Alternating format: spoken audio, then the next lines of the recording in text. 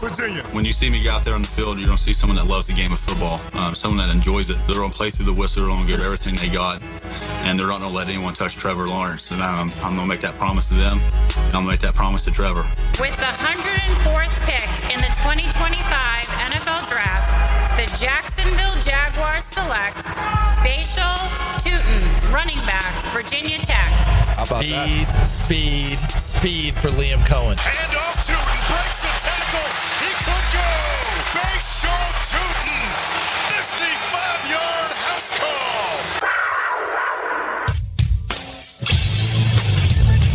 1010XL 92.5 FM presents Jaguars Today with your hosts Mike Dempsey, Tony Smith, and Dylan Denmark. Rabbit, ha! May 1st. Happy May 1st, everybody. What are you typing out over there, Tony Smith? I'm looking at something that's kind of, I don't know if it's going to work on the show today, but I was just working on something. All right, you're going War and Peace on me over there on your phone, man. You were locked in right there. It's not complicated. I know, part of our poll question today, we obviously have the center that they just drafted. Yes, Jonah Monheim. Right, as a player who's going to have the best rookie year, of these guys, the biggest impact for this football team. So I was like, I wonder where all the centers from across the league actually got drafted. Right, so I'm going through team by team. I'm almost through all 32 and just where the guys that are projected to start at center for the teams across the league got drafted. That doesn't mean a whole lot unless I figure out where are all the starting guards drafted. Something to compare it to. But at least I'm close to having all 32 centers. All right.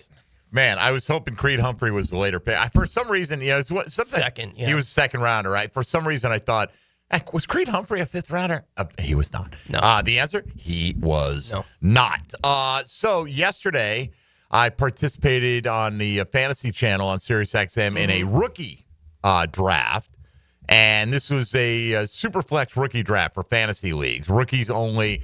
And it's not it's more just pure values because nobody's representing a team. It's not like you have a roster that you're trying to fill in, but what do we have? Just doing the mental exercise. Yeah, just basically just doing the mental exercise. Travis Hunter went second overall. Okay. As you would expect. Yeah. Genty in fantasy is going to go first in every rookie draft in any kind of super flex, non-super flex, whatever the case may be. Decide between Hunter and Tet would be my guess. Well, in super flex, Cam Ward went third because it was super flex, and that makes sense to me as well. Yeah. I took McMillan at 4. I like just because there aren't many running backs that interest me that much. No, I got Hampton, I guess would be the second, but who's that? Murray and Hampton, I guess would be the second. Henderson actually went as the next one. It went Henderson, Hampton, Judkins, and Harvey in that order, which was interesting. I came back and we did a snake draft. Rookie drafts are typically straight drafts. They're not snake, right? Because it's where you finish. It's like the NFL draft. But being that it was super flex, I took Milrow. But I got Bashal Tootin in the third round, Tone. I felt like that was he was kind of overlooked there a little bit. Jarquez Hunter of the Rams went ahead of him. Some other guys as well. So anyway, just was interesting. I almost was late for the program today because I had to pick Taylor Dahl's brain on DJ Moore's longevity in Chicago because I got another dynasty startup draft that's going on right now. So anyway, we will talk draft today, recapping with John Shipley going to stop by from Jaguar Report from Sports Illustrated in about 35 minutes from now. And then an hour after that, right at the end of the show, Tony Pauline will get 10 minutes with him to get an assessment. We talked to him plenty of times in the lead up to it. What do they think about what the Jags did? A lot of people out there gave them very good grades. It's mixed opinions on the trade. Yeah. Whether Cleveland won this, I can't believe they're going to. And I saw Jordan Reed over at ESPN did a mock. I don't know if you saw it for 2026. No. Not going to be. The only reason to look right now is to see where they project the Jags pick to be, to see how good they think they're going to be or bad they're going to be. Where do you think he's got the Jags projected to pick? Obviously, Cleveland owns the selection. 14. Fifth. Again. So they just take the same draft order? No, I don't think so. Because he had I don't know. That's a good question. But I think he had KC 32nd. Now, I know they ended up picking 32nd, but they didn't earn the 32nd pick. So I hope they didn't just take the same draft order. That would be incredibly lazy. You got to project a little bit. Do it on your power rankings or whatever that you have up on your site. That'd be more interesting. He also had I want to say Cleveland trading up to get Cade Klubnik right at number 1, and the Rams trading up to get Garrett Nussmeier, and neither one having to give both of their first-round picks in the deal. Like, sure, I'm sure that's going to happen. You're going to trade to the top of the draft and get a quarterback next year. Won't be our concern because we won't have a first-round pick. Well, who knows? Maybe we will have a first-round pick next year, but we don't at this point in time. It does kind of free you up, Tone. Like we were talking about yesterday with Gene Fournette. Again, really appreciate Gene taking a couple hours out to join us. That was fun. His retirement is his final columns. We'll post this weekend. You can go on his Twitter feed. I think he posted his farewell column this morning. I haven't read it. Yes, he did. Thank you, Dylan Denmark. Good morning, Dylan Denmark. Good morning. By the way. How are things?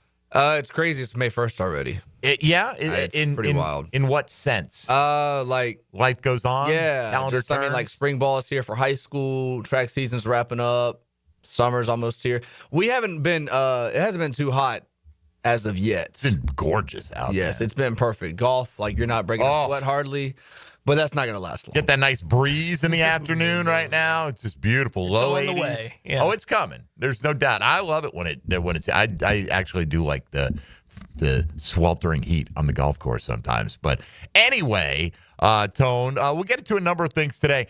Looking at the draft, we're going to look at the last 4 picks today. Is one little spin we're going to put on it. The last 4 selections, 2 6th-rounders, 2 7th-rounders. I think there's a decent distribution of votes here on what we've gotten. We asked you, which of the Jaguars' final 4 picks in this year's draft will have the best career in Jacksonville? Mm-hmm. That's a part of it, too, right? We've seen guys go on, Quincy Williams and Brandon Marshall, the 5th round, speaking of 5th-rounders, linebacker, years ago went to Denver, became a Pro Bowler. Yeah. So was here for a year but didn't play and then became became a Pro Bowler. Yeah. But I mean, so do you give him credit for taking him originally, or it's a failure because they gave up too soon? It's definitely a case they gave up too soon on some of these guys. But you've got linebacker edge Jalen McLeod. If you call him we understand they're bringing him in primarily to juice this pass rush up a little bit, but he is a linebacker. Jalen McLeod, you've got Ray Lane, the safety from Navy. You got Jonah Monheim. I listed him as offensive lineman because he does have versatility. I know here we're looking at him more as a center, but he can play different spots. And LaQuint Allen, who was super productive at Syracuse. So that's your Chad and Sandy real estate question today. One-click poll right there. Monheim with the early lead in this one, and Allen bringing up the rear. So you can cast your vote there and see how you feel about which direction things are going to go. We didn't really highlight it this week when it came up again. Jeremy Fowler reported that the Jags will not pick up the 5th-year option on Devin Lloyd. Today's May 1st. Today's the deadline, by the way. It's not that many guys that have it declined, Tone, and they generally do come in that bottom third of the round, but there are guys that were selected after Devin Lloyd that have had their 5th-year options exercised. If you take a guy in today's NFL, and he gives you, I mean, Devin Lloyd's been a starter his whole time here. I presume he'll be a starter this year. Is that a good pick or maybe not a failed pick, but somewhere in between, I guess, if the guy is not good enough to pick up that 5th-year portion of the contract? Yeah, he feels like a player that is projecting towards not being back here for a second contract. I think it's hard at position. Running back is a different animal, right, with ETN, and we can have the discussion about him and whether it was worth a first-round pick as well, right? But running back is a bit of a different animal where because of the money that you have to pay a guy on a second contract, you may just say, look, we'll go a different direction, go a little bit cheaper. But they did pick up his 5th-year option. They did, but as far as the second contract, sure. Right, like it just gets a little bit more cost prohibitive to do those kind of things. I think for virtually any other position on the roster that you might actually address in the first round of the draft, if they don't get to a second contract, you didn't hit the pick. Right? Like, you can't say that you hit it. You may not have completely whiffed right on the pick, but it's hard to say that you hit on it if there's not some enthusiasm for a second contract for the guy to come back to wherever they happen to be drafted. Lloyd certainly fits that bill. So I wouldn't say he's a complete miss, right? But they did trade up to make it happen. Correct. Right? Like, they gave up more than just the pick at that spot to make it happen with Devin Lloyd. So it's hard to call it. just the whole Devin Lloyd thing. And maybe he gets a role this year where he does become more comfortable and, the stats show up and they do decide, look, we'll sign him to an extension. Yeah, I think he's more likely to get that than ETN. I don't think there's any chance ETN's here next year. I don't either. Devin may play well enough that they feel some kind of pressure to do that kind of thing, but he also may play well enough that, look, everyone in the league has their own eval at Devin Absolutely. too. And if free agency is the thing that's coming, I can't see a tag being used, right, on Devin Lloyd. So if he does play well enough that the Jags are very interested in bringing him back on an extension, if they don't get it done during the season, I still think the most likely outcome is that he winds up being a free agent next year. Who's the third linebacker if you're playing in a base down, non-nickel situation? Which I get it. Nickel, the NFL, PFF's numbers say the NFL plays nickel about 2/3 of the time. Okay. What about that other 1/3 of the time? Is it Ventrell? And what is the alignment that you're using? Is it McLeod?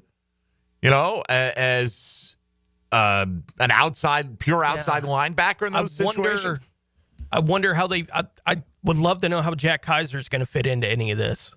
Well, I think if Kaiser will be given every opportunity if he shows he can do it. Yeah. Most of what you read about Kaiser from the evaluators, and I'm not a film guy. I don't have an evaluation on Kaiser other than, just watching football.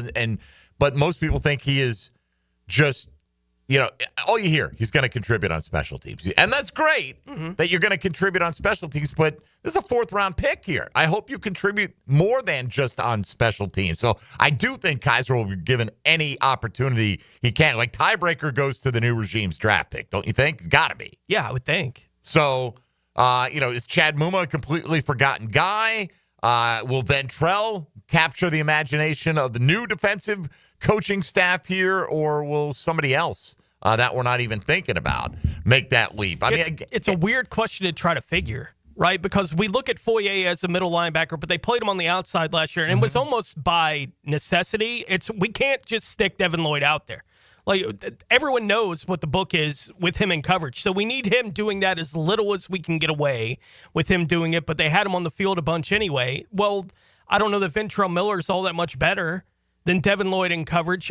Chad Muma, I guess. What about Ventrell in the middle and Devin Lloyd and Foyer on the outside? That still doesn't answer the third. No, I hear you. You're right. Like, which is what we're trying to go through. I really don't know what they would do if they wanted 3 linebackers on the field if they were doing this next week. I don't know who the 3 I think Foyer and Devin would be 2 of the 3, and I'm not sure even how they would line those guys up to their own advantage, right? At that point, it's the third linebacker is a tough one to have a clear idea of exactly what that's going to be, but I wouldn't be surprised if it wound up with something like they just wind up with Kaiser in the middle somehow, right? And Foyer and Devin kind of the outside guys in that situation, but I do not know. Yeah, I don't either. It'll be, I think, one of the interesting storylines of the offseason. No doubt. And it's certainly into training camp. They're going to be, I mean, look, I get it. There are going to be positions up for grabs that maybe surprise us to some degree, but it would be shocking if certain guys were not. I mean, look, we know Trevor Lawrence is a quarterback. It's not a competition. I mean, they came in, we're building it around Trevor Lawrence. He's our guy. There's no competition there. BTJ's not getting pushed. BTJ and Travis Hunter can drop a few passes in training camp, and they're going to be just fine in terms of their spot in the pecking order. I would presume Josh Hines Allen and Trayvon Walker have enough on film that, and you look at, okay, Emmanuel Ogbah, he's a nice player. Yeah. He's never even been a double-digit sack guy in his career, and he's been around a long time. Again, glad they added him, but there are a handful, I think. I think Macari, whichever way we're going with on any given day, is locked in as a starter. Left side, right side, somewhere, right? I mean, there are a handful of guys there that it would be absolutely stunning to me if they were not in the opening day lineup for the Jags, considering good health, at least. All right, today, if you want to get in, talk any aspect of Jag football, particularly about those Final Four selections this year. If you want to weigh in on which one has caught your attention the most, you're certainly welcome to do that. 641-1010 on the phone line. Same number for the text line, designed by Lifetime Enclosures. The phone line's presented by Checkmate Coatings. We've got the YouTube virtual studio chat open for business where you can watch the show, as exciting as that is. I don't really do anything but sit here and talk in the microphone, but we would love for you to take advantage of all the different ways we stream the program if you so desire. Hit us up on social media today at MD_1010XL, at 1010XL Fat Tony, and at 1010XL Denmark. Ain't no laws when you're drinking claws, baby. I was watching his finger. He had on the button in there. I was seeing if I could mess him up a little bit, but no, he's good. He's too strong for me in that capacity. All right, 20-ish minutes away from John Shipley, about 25 minutes maybe. He'll join us, give us his thoughts on what the Jaguars accomplished over the 3 days of the NFL draft. Hour 2, Tony Paulina, Sportskeeda, one of our favorite draft analysts. Along the way, will grade out some of the Jaguar picks from his perspective for us as well. And tell us today which of the Jags' final 4 selections in the 2025 NFL Draft will have the best career in Jacksonville. With Tony Smith and Dylan Denmark, I'm Mike Dempsey. This is Jaguars Today on 1010XL and 92.5 FM. Jaguars Today. From the Renewal by Anderson Custom Windows and Doors Studios of 1010XL. Now, Studio Talk with Dan Hicken and Jeff Prosser. You just don't get it. The Drill. We're two of a kind, you and me. Mornings So how's that? on 1010XL. I'm getting to that. We'll move it along. Hey, I've got that craving again. How about some Mr. Chubby's wings? Have you had the Chubby style wings? Grilled to perfection with Chubby's secret seasoning. You know I have. They are so delicious. I swear you can't find anywhere in town with better wings and better prices on drinks. So many different specials each night, too. Well, I'm ready to chub it up again. Me too. See all their specials at MrChubby'sWings.com. Locations on Fleming Island, the West Side, and now Ponte Vedra Beach. Mr. Chubby's Wings. Before the game, after the game, and during the game. Hey, Hicken here. So much of what makes us a family takes place in our homes. That's where Zero Res comes in. I love Zero Res, and this month get Zero Resified from Jacksonville's #1 carpet and air duct cleaner with May Mayhem. A 3-room special starting at $149 plus the 4th room is free. You owe it to yourself and your family to breathe healthy, happy, and clean. Call Zero Res 28757 or go online at ZeroResJacksonville.com and say you want the Hicken special. Zero Res, spell it forwards or backwards. It's the right way to clean. Zero Res. Lauren Brooks here. I've trusted Big Chief Tire with my car for years. For 4 generations, Big Chief Tire has been keeping Jacks rolling with integrity, hard work, and always putting customers first. When I take my car in, I know I'm getting more than just great service. I'm getting treated like family. So if your car needs tires, brakes, or AC work, head to Big Chief. Visit WeKeepJacksRollin.com or call 904-932-0950 to schedule your appointment today. Jaguars Today Thursday is towed by Cannons of Jacksonville for all your towing needs. You waited forever for your new fence. Then strangers show up. Subcontractors rushing the job. Sent by the company you trusted. Frustrating, right? Superior Fence and Rail promises better. Their professionally trained builders deliver quality you can trust. No subcontractors, no shortcuts. Just the superior craftsmanship your home deserves. When you're on the fence, about a fence, superiorfenceandrail.com. Who are these new names and how can they help? Tell me his name again. Listen for 1010XL draft profiles fired up by Wicca Candle Bar and River City Screens. Roll through the offseason with AA Automotive and 1010XL. Right now, they're on their way to disrupt your life, make you uncomfortable, and rob you. Don't bother calling the police. They can't help. That's right. Summer heat and humidity are about to attack North Florida again. You know what to do. Call Mike Merritt. Mike Merritt's Heating and Air has a license to chill. When heat and humidity are attacking you, Mike Merritt provides a comfortable chill at a bargain price. Mike has been keeping North Florida comfortable for 30 years. Mike Merritt technicians are never paid commissions, meaning you'll never be pressured to buy something you don't need. And Mike Merritt knows cooling issues can arise anytime. They don't just happen during business hours. So Mike Merritt never charges overtime fees. When you need us, we're here for you. Remember, in the fight against heat and humidity, Mike Merritt has a license to chill. Visit merrittair.com. Florida license number CACO 50384. If someone you love needs a pick-me-up, then it's time to get serious about it and send them a Kuhn Floral Arrangements. Dylan Denmark here with 1010XL. You'll be assured of a quality delivery, that's for sure. Log on and order online at kuhnflowers.com. Family owned and managed for 20 plus years, Hidden Hills Golf Club boasts a unique and welcoming atmosphere. Visit us at hiddenhillsgc.com to book your next round on our Arnold Palmer signature course. You'll be glad you did. What two vegetables are combined in making succotash? When you file a claim with Southern Oak Insurance, we schedule one of our trusted vendors to work directly with you, which means a faster claim resolution.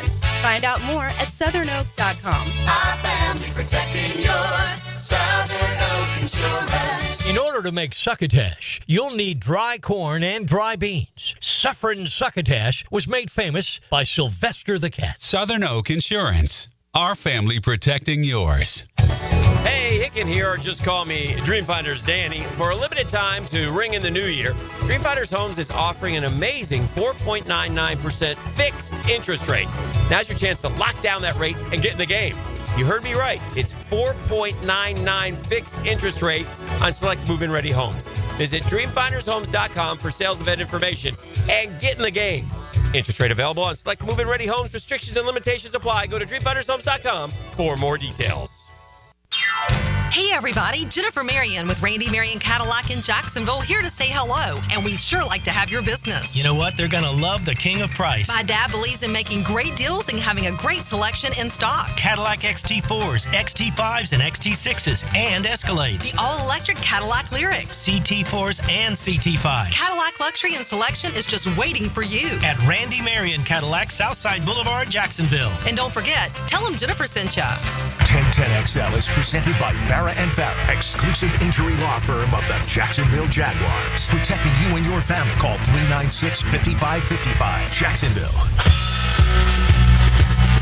Jaguars Today on 1010XL. All right, a few here on the text line to get us rolling here. Designed by Lifetime Enclosures. Tony, Devin Lloyd would get his fifth-year option picked up if Balky was here. Yeah, I agree with that. Probably. It's his draft pick, and if you're still employed, if you don't pick it up, you're saying I screwed up, right? I mean, you're almost forced to pick it up with some of these guys.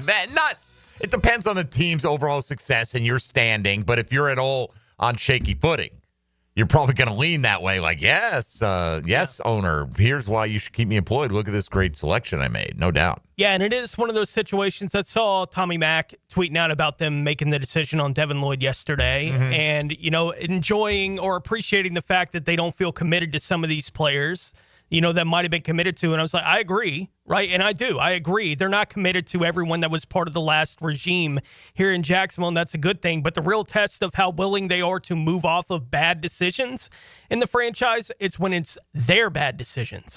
Right, and they have to move on. It's easy to move off that guy's bad decision. It's a lot harder when it's, I think we were brought in to fix it. Right, we got to go a different direction with this guy that we thought was going to be an answer for us somehow. We got to go a different way. That's when the real test of how committed are you to your idea of what you want. When it doesn't show up in whatever you bring in, how quick are you to just pull the trigger on, okay, we got to go a different direction again. That's fine, but you got to be willing to do it. No question. Somebody asked, do you think anyone would trade a seventh rounder for Chad Muma, trying to figure out the 53? Not sure about him with Miller and Kaiser on the roster. I'm not sure about him either. I have no idea how they value him, but, man, I mean, a seventh rounder is Muma is a classic example of if you're the other team, you're like, well, they're going to cut him.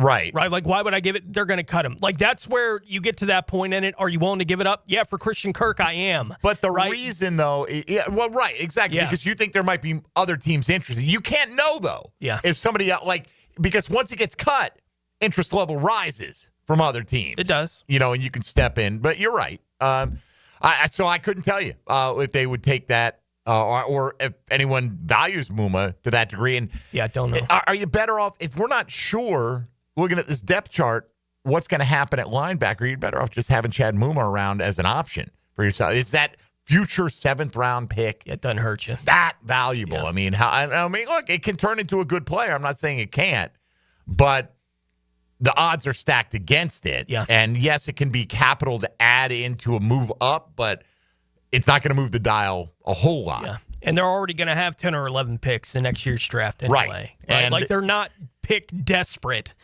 for next year's draft. It's a good question, though. Yeah. Absolutely. And these are the things we're going to be trying to figure out over the course of the summer. Let's go to the lines for the first time this morning at 641-1010, presented by Checkmate Coatings. Philip in Arlington going to lead us off. Philip, good morning. Top of the morning, boys. You guys are really entertaining. I listen to you on a old school terrestrial radio I got from Goodwill for $7. Amen to Goodwill, brother.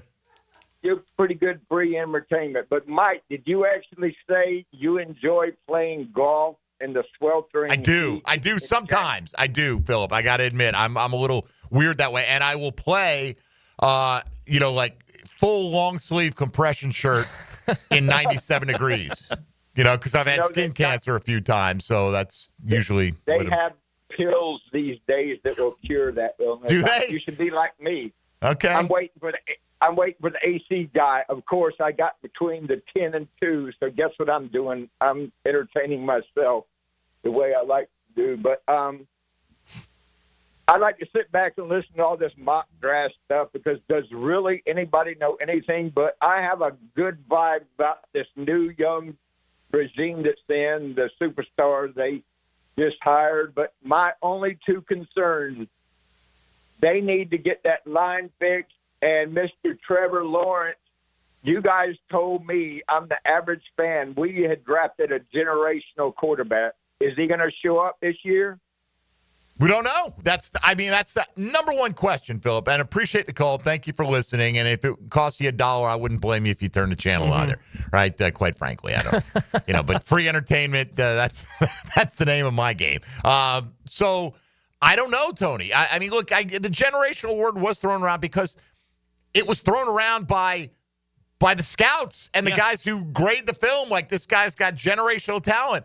And again, I'm not a film watcher, but yeah, I got sucked into some of that. I just watched Trevor Lawrence as a freshman rip Alabama apart and win the national championship. And I'm like, damn, man, wouldn't that be nice one day? And, has he lived up to it? No, but Trevor Lawrence on opening day and every other day is going to be younger than Tyler Shuck, who the Saints just drafted in the second round. Yeah. So Trevor has had some good stretches of his career, but now, look, the excuses for whatever they may have been have evaporated, however much you bought into them.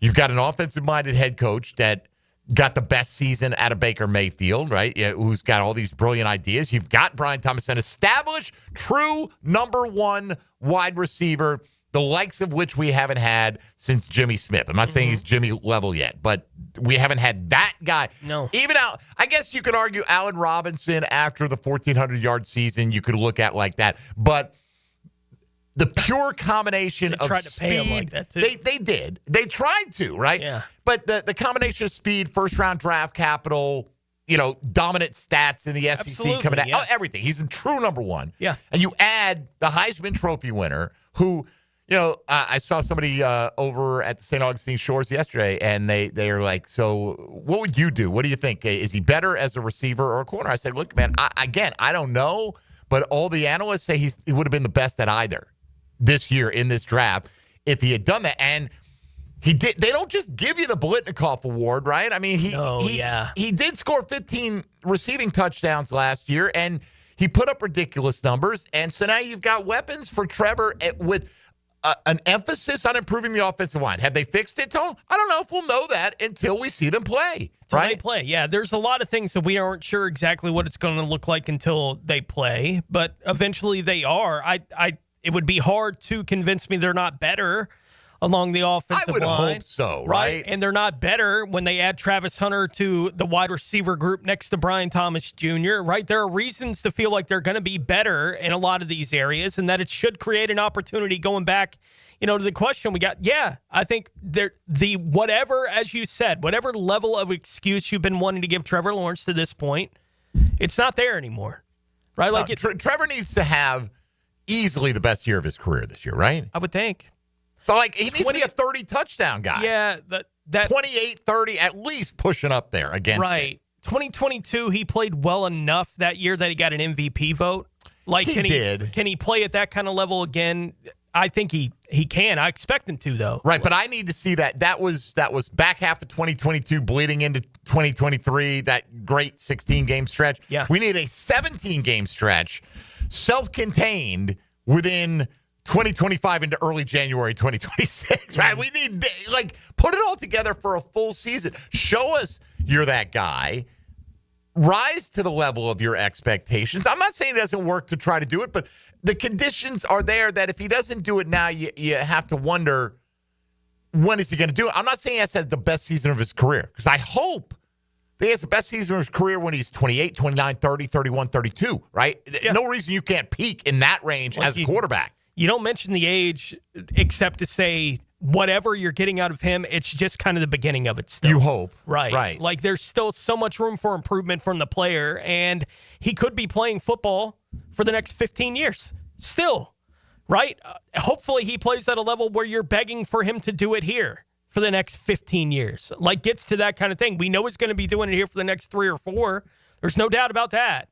You know, Trevor's going to be the man here for the short term. So for everyone that's ready to get off the bandwagon, sorry, suffer. Like, that's all you're going to be able to do at the quarterback position then, because he's not going anywhere in the near future. There's some little 8-year-old out there right now who'll be Trevor Lawrence's replacement, maybe. That's the best case scenario, right? Like, seriously, like you see that little kid, right, warming up his arm in the Cam Newton commercial. Yeah. That timing-wise would be kind of give us another 13 or so years, come out as a 21-year-old. Yeah, we'll take that. All right, that's after multiple Super Bowl championships. We're just wish casting here. Let's get Regina in before we hit the break. Regina, good morning to you. Good morning, guys. Duval, Regina. All right, I'm dovetailing what the other guy said before me.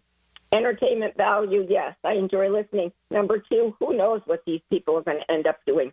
But from my standpoint, I think the entertainment value is upped.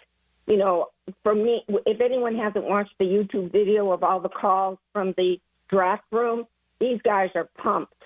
And I want to see some entertainment value. Like, when I was watching Jerry and Jones and Parker Washington last year, they didn't win those games. It was just fun watching them. And like, they were so happy. You know what I'm saying? Yeah. And I'll take your comments off the air. Go Jags! Go Jags, Regina. Thank you for the call, as always. Look, somebody put it, Tony, in their winners-losers column. It might have been after round 1. Winner, all the fans of the Jacksonville Jaguars, observers, people who want to watch Jaguar football. That's not exactly how they phrased it. What the idea was, now you've got an imminently more watchable product. Yeah. No matter what. You've got this guy, chip off the McVay block, calling plays. He is going to call plays, right? There's no dispute over that? Correct. Okay. You got Trevor. You got those 2 weapons we talked about. And that alone, right? I mean, obviously, if the blocking's better, you got more time to have longer developing routes and you can do more things. But you got them. You add speed elements on both sides of the ball. Look, Jags were so bad in the takeaway department last year. You know, can we get that boosted? Can the pass rush with Emmanuel Ogbah joining the team and Jalen McLeod and whatever else they do to scheme it up produce more of those pressure situations where quarterbacks throw it up for grabs? I mean, that makes it more fun, too. Go back to 2022, Tony. We're getting our hands on the football defensively all year long. Yeah, and I think, look, we talked about it on Tuesday a lot with the top 5, right? And the bulky thing, and we don't need to harp on it every time that we go into this conversation, but it did feel like the whole fan base was kind of going out for a run with a 40-pound weight. Right? With everything that was happening, they were carrying that with them because Balky was still here. And I don't think everything Balky did was bad, but the fan base was still carrying that weight. Well, they've been able to throw that off and they can run now. And on top of that, they were the team that was willing to go make the deal to go get Travis Hunter. And they did bring in the energetic young head coach. Like, the energy in the fan base is at a really high level right now going into the offseason program and everything that's going to happen. Them getting on the field obviously could put the brakes on that kind of thing. And I have no intention of tapping the brakes until they give me a reason to. And they haven't given me a reason to yet. So, yeah, keep that excitement level high. It ought to be. All right, just quickly here on the text line. So far, Trevor Moore on the path to being Matt Stafford or Carson Palmer instead of Peyton Manning or John Elway. The Peyton Manning-John Elway thing is probably sailed. I mean, you got to be legit, like almost immediately, right, at that high level to be that guy, right? These are, we're talking about some of the top 5 to 10 all-time quarterbacks. I mean, some people will tell you Peyton's number 1. Some people will tell you Elway's number 1. But they say if he is Stafford or Palmer, still the best quarterback in franchise history. Sorry, Mark. Look, if he has the difference is Stafford by this point had probably thrown for 5,000 yards in a season, right? Oh, yeah. They hadn't won a bunch of games, but he was showing off such prodigious ability to accumulate numbers and throw the ball all over the lot that, you know, look, I don't care what the numbers are for Trevor other than the win-loss column, right? And to some degree, it can't just be Trevor is 12 touchdowns, 17 interception, and they won despite him. Well, if that's the case, they're going to move on from him as soon as they possibly can. But regardless, I mean, hey, we'll all watch the development. The lab has been set up. The conditions in the Petri dish are favorable to growth. And let's see if he takes those steps forward. John Shipley going to join us next from Jaguar Report from Sports Illustrated, looking back on what went down over the last week for the Jacksonville Jaguars. That's straight ahead on Jaguars Today on 1010XL 92.5 FM. Jaguars Today. You're at the home of the Jaguars in the Renewal by Anderson Custom Windows and Door Studios. Superior products, exceptional service. Call 904-500-COOL. Ideal Conditions.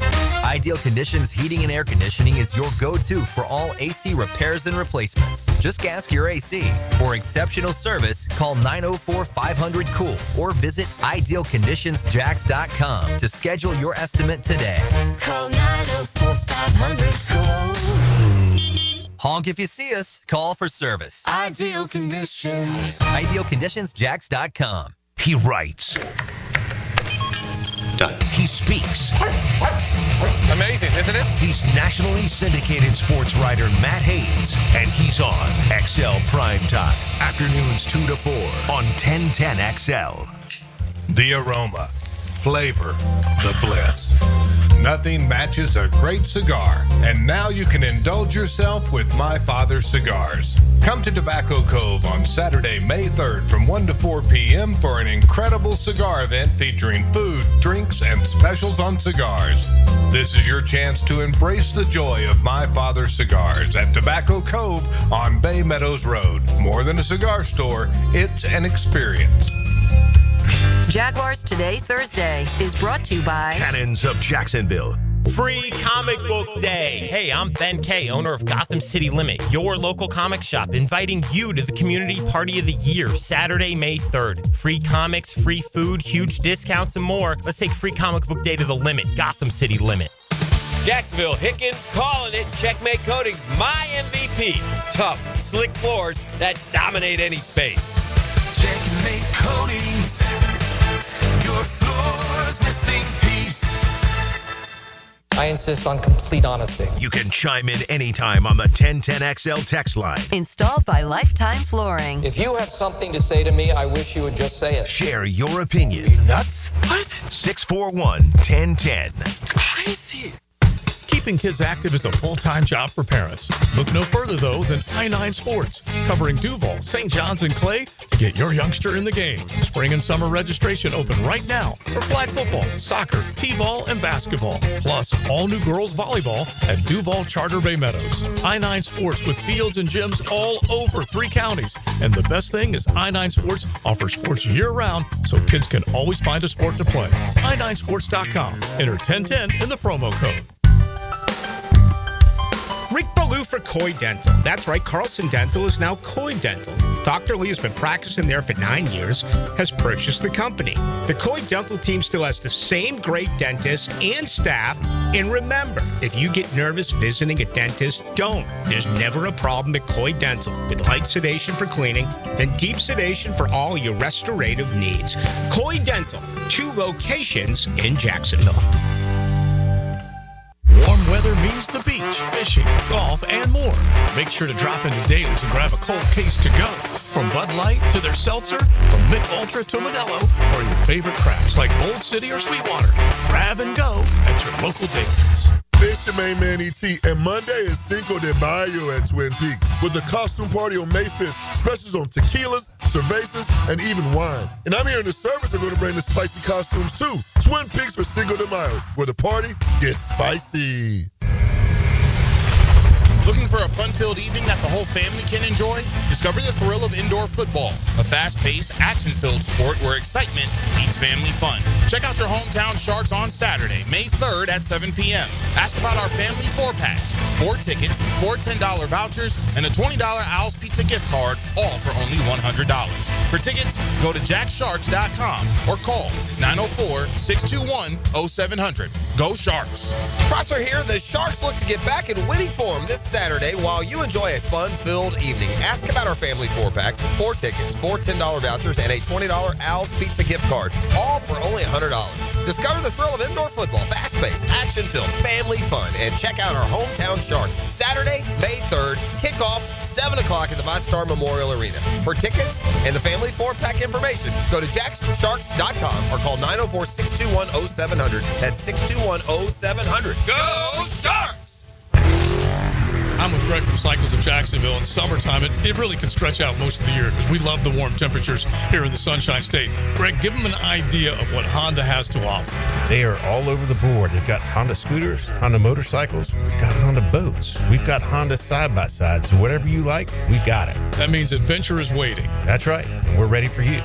In the showroom, you can find all that Honda has to offer on Atlantic near Regency, or check out Cycles of Jacksonville's Facebook page.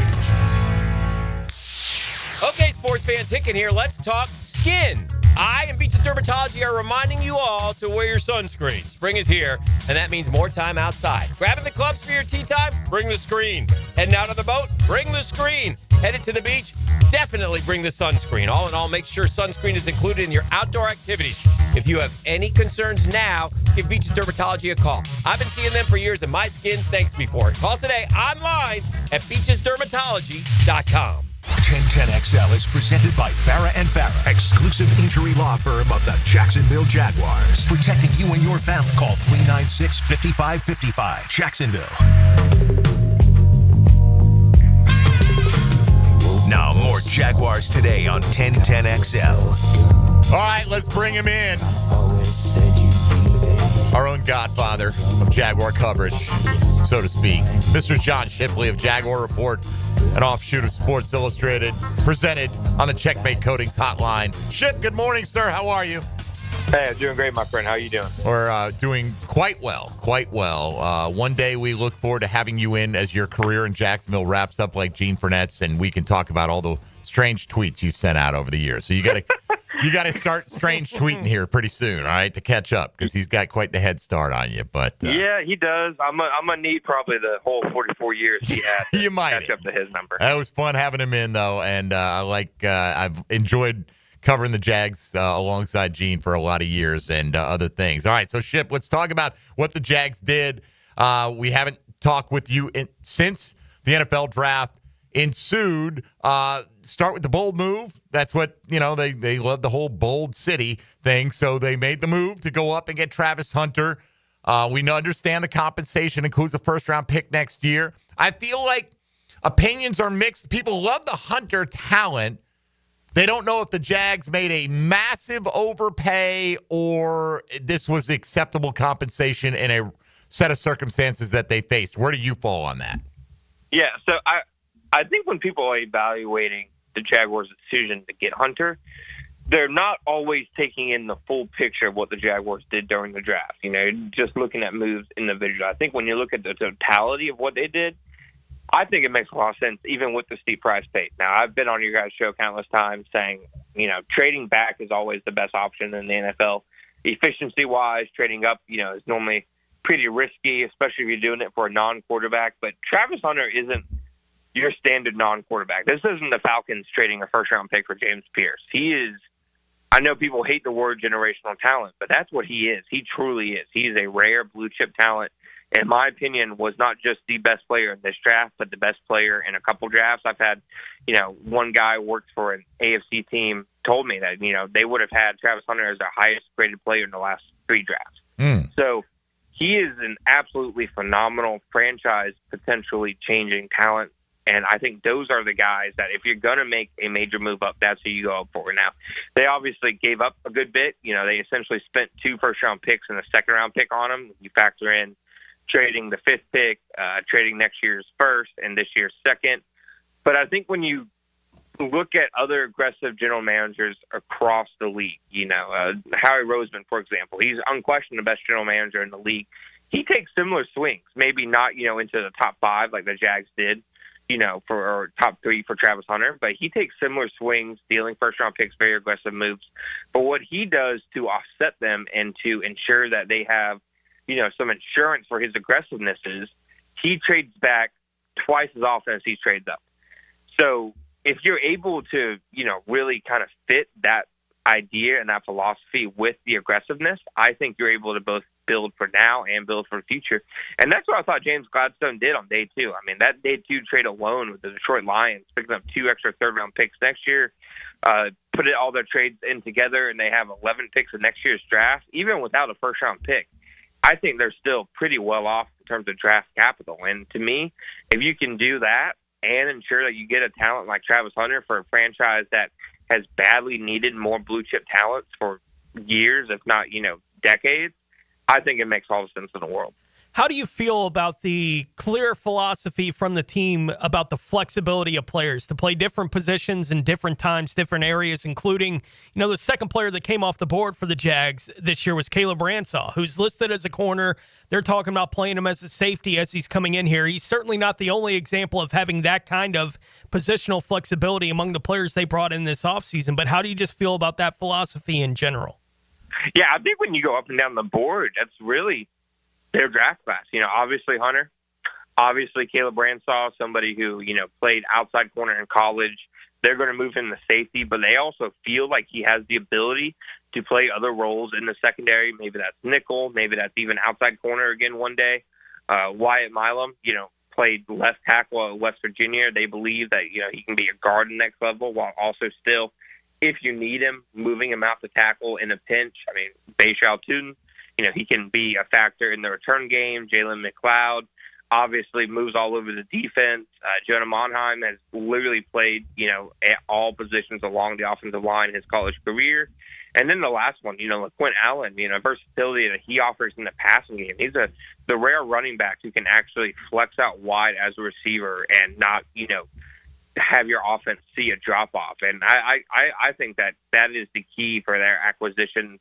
This draft, this free agency process, I think it's going to make it a lot easier moving forward to know, okay, who are Jaguars kind of guys. Obviously, I think it'll be, like Senior Bowl guys who play a lot, guys who have played all over, the field, all over the scheme, all over the formation, guys who have a lot of experience, guys who have a lot of production.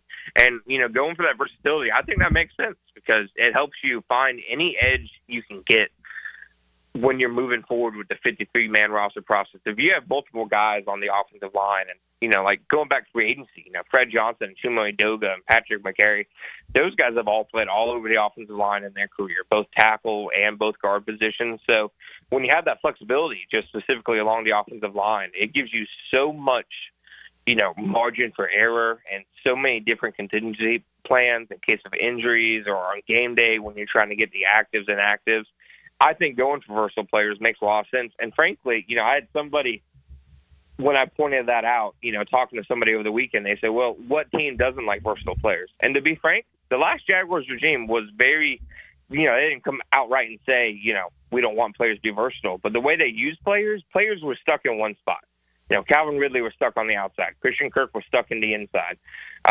Walker Little is one of the rare guys who played guard and tackle, but mostly tackle. Jarian Jones stayed on the inside. The Jaguars were not a versatile team in his last couple of years and how to deploy talent. And I think that's one of the biggest changes that we're going to see with this new regime. Which is crazy considering the chess piece that Trayvon Walker can be in the right hands. He's a perfect example. We can count on probably two hands how often we've seen Trayvon move around. I'm with you, and, well, let's hope that changes to good effect this year. Ship, you look at the depth chart right now. The running backs on there, Travis Etienne, Tank Bigsby, Bajal Tootin, Keelan Robinson, LaQuint Allen, and, yes, Jaquindon Jackson was picked up. How do you think this room looks on opening day, and what are the roles? Yeah, I think that, and this isn't me, sourcing anything or reporting it. It's just a gut feel. I could see them, making, Travis Etienne potentially available to other teams and rolling with a group of, Tank Bigsby and the two rookies. If they don't, my best guess is, as long as, they don't move on from everybody, that you see a running back room with the two rookies and then Etienne and Bigsby, and then probably not one defined workhorse workload guy. I think you see them all in different situations. I think, obviously Allen has to earn it being a 7th-round pick, but to me, he's the best third down back of the four. He's really, really good in protection. He's a really good receiver as well, and that's a big issue the Jaguars struggled last year, is protection from the running backs. Etienne and Bigsby have just, to the point where neither one of them can really play third down. So I think you see the rookies in the mix, and I think that, you're definitely going to see, Etienne and Bigsby have to earn their snaps and earn their roles on the offense, because Tune is somebody who, they mentioned striking distance. They want to be able to score from anywhere on the field, and he can do that. And then Allen very easily could eat into their, third down snaps, simply because he already, even before playing it down, projects as their best pass protector and best pass catcher out of the backfield. So do you think 4 are active on game day, though? Like, who out of that, let's say it is Etienne, Bigsby, Tootin, and Allen. They make the team. They're on the 53. Is there enough versatility? Like you mentioned, Allen can be split out. Tootin can help you in the return game. Would all 4 be active? Because most teams will keep 3 active, and if so, like, who's the odd man out, or way too soon to know? No, I think right now, probably too soon. I think if you had to guess, maybe just because of draft capital invested, maybe Allen, but I could see them carrying 4 running backs on an active roster. You can go different ways about it, especially with all the pieces that they have in the secondary. Guys who can play safety, guys who can play nickel, guys who can play corner. You can probably do some different numbers there.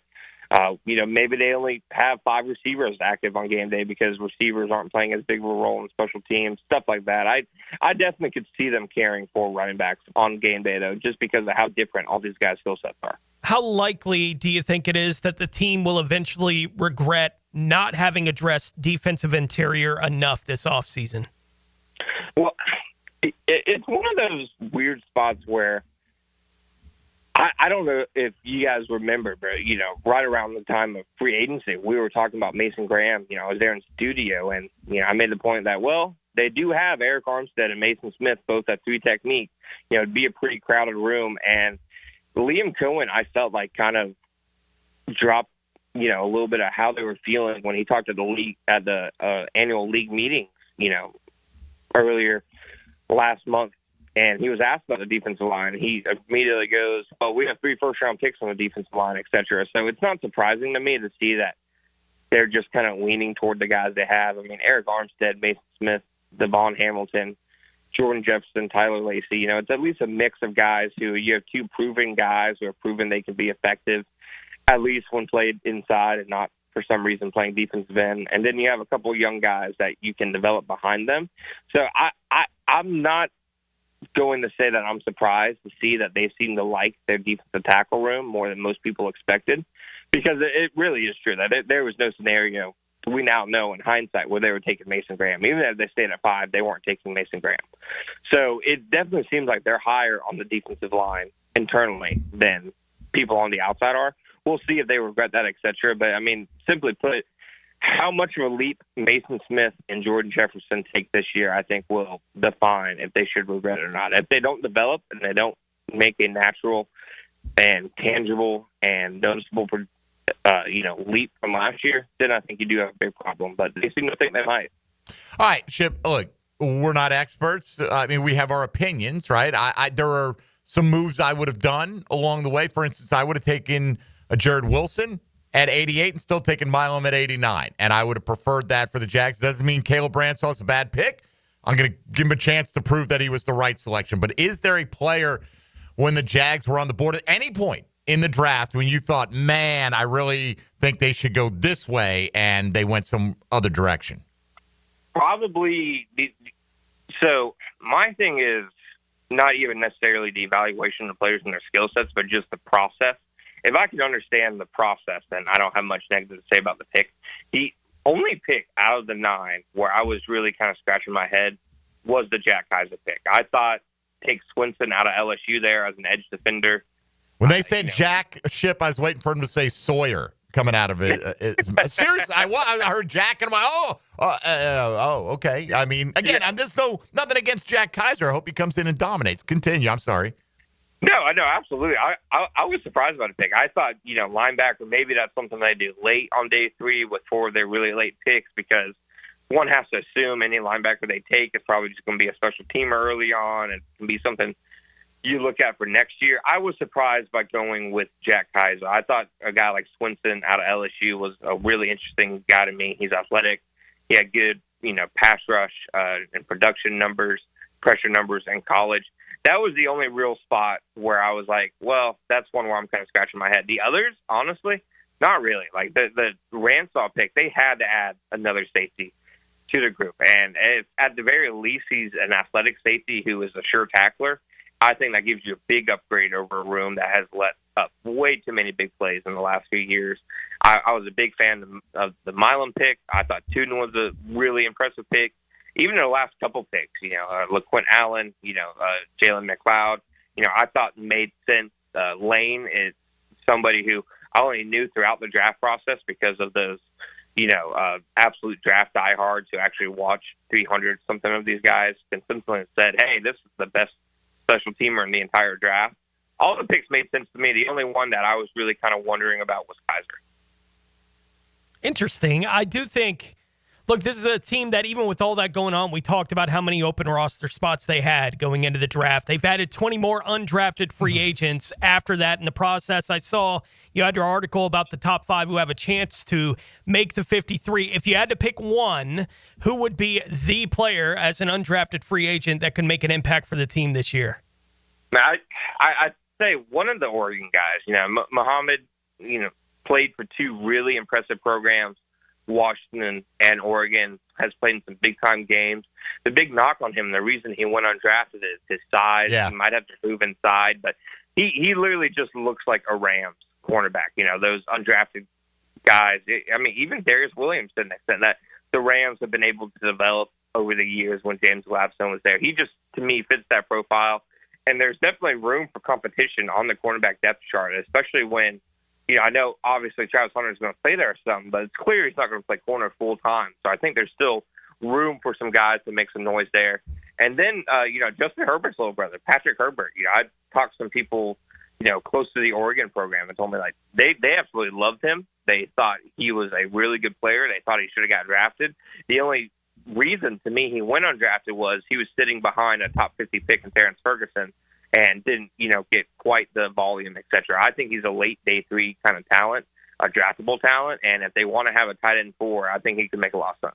All right, quickly, Ship, our Chad and Sandy real estate question of the day. Which of the Jags' final 4 picks in the draft will have the best career in Jacksonville? Whatever they do beyond their Jacksonville stint is a different story. Jalen McLeod, Ray Lane, Jonah Monheim, LaQuint Allen. You got to pick one. Who's the one? You know what? I'm going to go Ray Lane. I simply think that everything about him, his skill set, what we've heard about him in terms of character and off the field, et cetera, that I think he's going to be a stud special teamer. I very well think he could be the next, Daniel Thomas level gunner, potentially even better. Like people who pay attention to these kind of draft picks way closer during the college season and draft season than me, I've heard from multiple people that special teamer in the draft. So even if he doesn't start a game on defense in his career, I think he's going to be an impact kind of guy. You may be foreshadowing my selection right there as well. All right. He's currently 3rd in the polling, so folks can vote at MD_1010XL on the X platform. John Shipley can be found at _John_Shipley. Check him out at Jaguar Report on the digital pages of SI.com and a not infrequent visitor here on Jaguars Today. Ship, all the best. Thanks for your many visits leading up to the draft. And, we're not done calling you, so we appreciate your time, buddy. Hey, thank you, guys. I appreciate it. All right, there he goes. John Shipley. Got some interesting things coming in on the text line we'll get to on the other side. Do you agree with Ship or not in terms of those last 4 picks? He goes with Ray Lane being the one that will have the most distinguished career in Jacksonville. You can vote right now on social media on that as we head into hour 2. This is Jaguars Today on 1010XL and 92.5 FM. Jaguars Today. From the Renewal by Anderson Custom Windows and Doors Studios of 1010XL. Jacksonville's home for Florida Gators baseball. The Gators scuffle with the Gamecocks in Columbia, Florida, South Carolina. Friday night, Saturday afternoon, and Sunday afternoon on 1010 a.m. Daly's Dash is not only your Jaguars game day stop, but a great place to grab a meal any day of the week. To honor the Jags and the fans, we've crafted the Duval sub. The Duval comes with freshly sliced turkey, ham, melted cheddar, and habanero jack cheese, topped with crisp lettuce, fresh tomatoes, and a double portion of our secret sauce, all served on a fresh roll. Come by your local's Daly's Dash today to get your delicious Duval sub. Daly's is the official convenience store sponsor of the Jacksonville Jaguars. What? All the budget has to be used now? And we can use all the media buy? Javier's marketing firm just got its dream funding. Okay, ideas. Bobbleheads. No. T-shirt cannon. I seriously need some help here. He needs to find marketing managers who are worth every dollar. I need Indeed. Indeed you do. Sponsoring a job on Indeed gives it a visibility boost so you can hire faster. Redeem your $75 credit at Indeed.com/credit. Terms and conditions apply. You're locked into Jaguars Today Thursday with Cannons of Jacksonville. Summer in Jacksonville. Sun's out, flip-flops on, and whoa! Well, there goes Uncle Bob into the pool again. Protect your pool deck with Don't Slip Deck Coatings of Jacksonville. Their multi-layered slip-resistant coatings keep you on your feet, not on your backside. Durable, stylish, and way cheaper than an ER visit. Don't Slip Deck Coatings even has indoor options so your kitchen floor isn't a skating rink. Call 904-466-1839 for a free quote and follow Don't Slip Jacks on Facebook and Instagram. Leon Cersei here.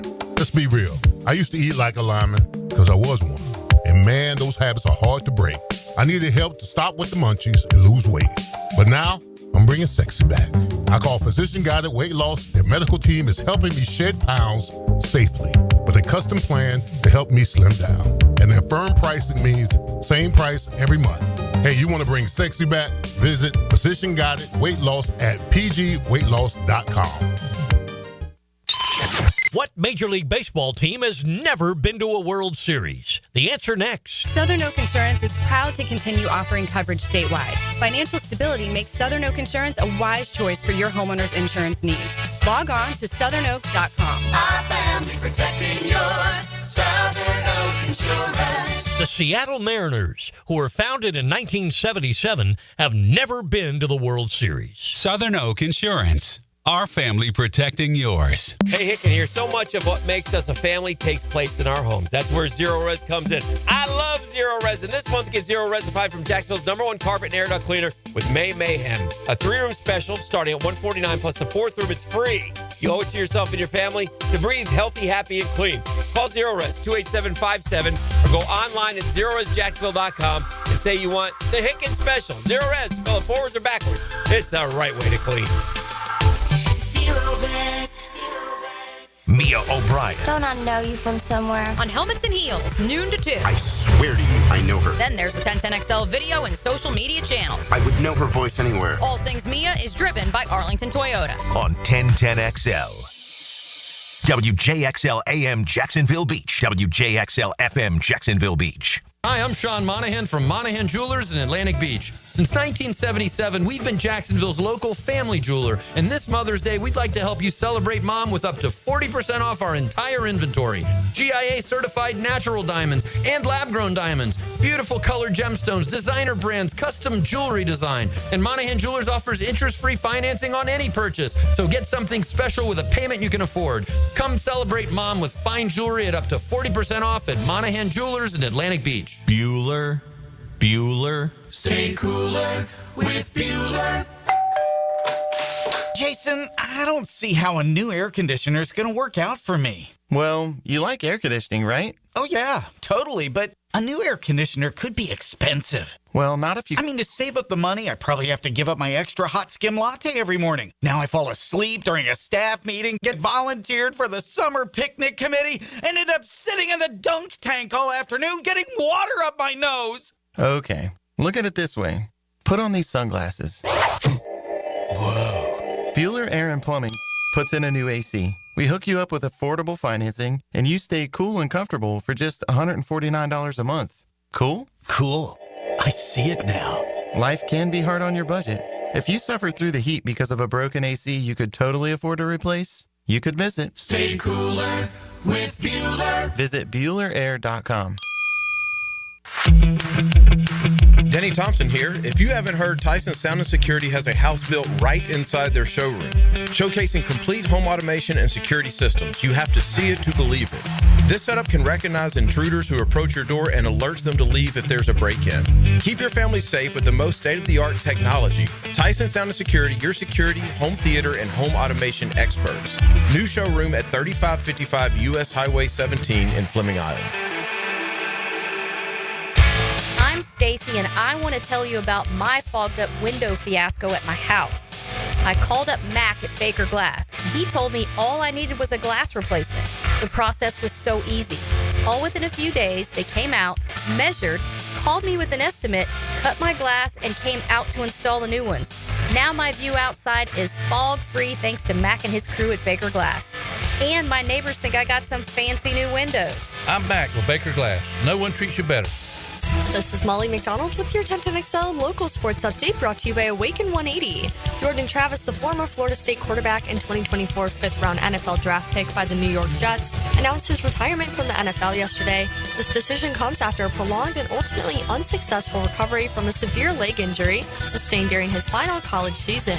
Travis leaves behind a remarkable college legacy at Florida State, holding multiple school records, including quarterback rushing touchdowns. He was named ACC Player of the Year in 2023 and is remembered as one of the most accomplished quarterbacks in the program history. The Jacksonville University Dolphins baseball team is set to embark on a crucial ASUN Conference series this weekend against Queens University of Charlotte. The three-game series will take place at Queens up in North Carolina starting tomorrow night. The series is pivotal for the Dolphins as they aim to strengthen their position in the ASUN standings and secure a spot in the upcoming conference tournament. It's 80 degrees at 11 o'clock. Time and temp brought to you by Bueller Air and Plumbing. Stay cooler with Bueller.